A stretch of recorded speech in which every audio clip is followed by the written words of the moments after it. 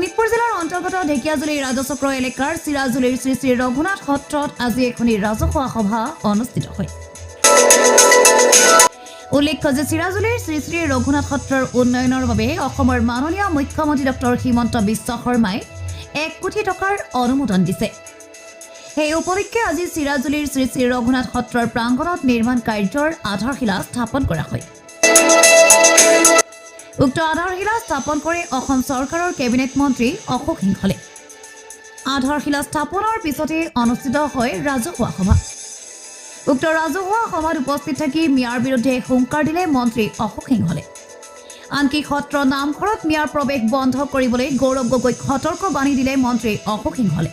এটা নতুন সিস্টেম আৰম্ভ হৈছে, কংগ্ৰেছ দলে এটা নতুন সিস্টেম আৰম্ভ কৰিছে। হিন্দু সত্ৰ, হিন্দু দেৱালয়, হিন্দু মন্দিৰত কংগ্ৰেছৰ নেতাই মিয়াবিলাকক লগত লৈ ফুৰাব আৰম্ভ কৰিছে। আজিৰ উক্ত অনুষ্ঠানত মন্ত্ৰী অশোক সিংহলৰ লগতে ভাৰতীয় জনতা পাৰ্টীৰ জ্যেষ্ঠ নেতা জন শইকীয়া, ঢেকিয়াজুলি আঞ্চলিক পঞ্চায়তৰ সভাপতি হেমন্ত ডেকা, গুপ্তেশ্বৰ জিলা পৰিষদৰ সদস্য নিৰ্মল দাস, চিৰাজুলি সত্ৰ গাঁও পঞ্চায়তৰ সভানেত্ৰী স্মিতা শইকীয়া, সমাজকৰ্মী মিণ্টু শৰ্মাৰ লগতে বহুতো বিশিষ্ট লোক উপস্থিত থাকে। আজিৰ অনুষ্ঠানত সকলোৱে সহযোগ আগবঢ়োৱাত কৃতজ্ঞতা জ্ঞাপন কৰে চিৰাজুলি শ্ৰী শ্ৰী ৰঘুনাথ সত্ৰ পৰিচালনা সমিতিৰ সভাপতি উৎপল শইকীয়া, সম্পাদক টংকেশ্বৰ দাসৰ লগতে বিষয়ববীয়াসকলে। ঢেকিয়াজুলিৰ পৰা প্ৰশান্ত বৈশ্যৰ ৰিপৰ্ট, অসম সংবাদ 24 ঘণ্টা।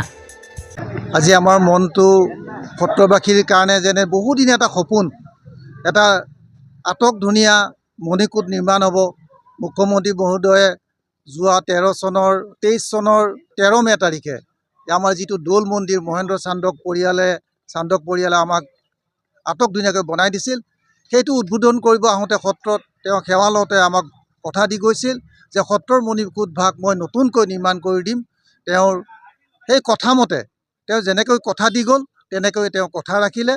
তেওঁক আমি বিচাৰিছিলোঁ আজি আধাৰশিলাত, তেখেতৰ ব্যস্ততাৰ কাৰণে তেখেতে আমাৰ যিহেতু আমাৰ স্থানীয় বিধায়ক আছে, আমাৰ মন্ত্ৰী আছে, কাৰ্যক্ৰম তেওঁকে আমাক দায়িত্ব দিলে। গতিকে আজি আমাৰ চিৰাজুলি সত্ৰবাসীৰ কাৰণে এটা সৌভাগ্যৰ দিন। বহুদিনীয়া এটা সপোন, আমাৰ মণিকূট ভাগ আটক ধুনীয়াকৈ গম্বুজসহ নিৰ্মাণ হৈ উঠিব। সেইটো আমি সত্ৰবাসীৰ কাৰণে আজি আমাৰ গৌৰৱৰ দিন। আমি অতি আনন্দিত।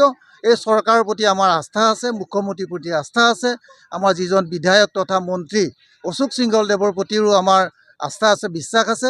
তেখেতে আজি কথা দি গৈছে যদি 1 কোটি টকাটোৰ কিবা কাৰণে অভাৱ হয় তেওঁ আকৌ ধনৰ পুঁজি দিব। গতিকে তেখেতলৈ মই ধন্যবাদ জনাইছোঁ।